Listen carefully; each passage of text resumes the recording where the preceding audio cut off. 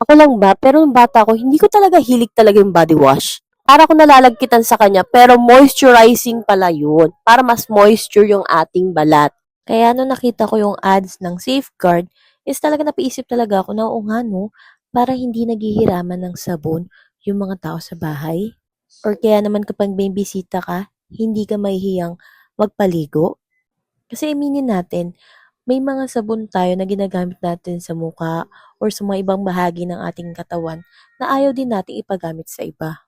Or kaya naman may sabon tayo na ginagamit lang talaga panghugas ng puwet, like that. Tapos yung ibang tao na hindi naman nakatira sa inyo is wala silang idea na do'n niyo yung ginagamit.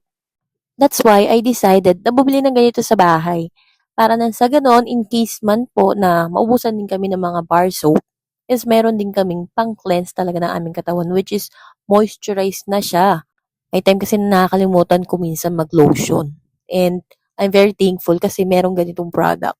Tawang-tawa talaga ako dito sa mga videos ko na 'to kasi hindi ko napansin na naka-off pala yung mic ko. Kaya kung kayo ay walang time lumabas or kaya naman is madalas niyo nakakalimutan sa inyong mga groceries na bumili ng body wash, ito yung isa sa mare-recommend ko sa inyo dahil mabango siya and hindi na kayo mahihiya pang magpahiram ng inyong sabon or magpaligo ng ibang tao sa inyong bahay. So malaki na siya, this is 720 ml. So napakasulit at matagal-tagal din nating magagamit.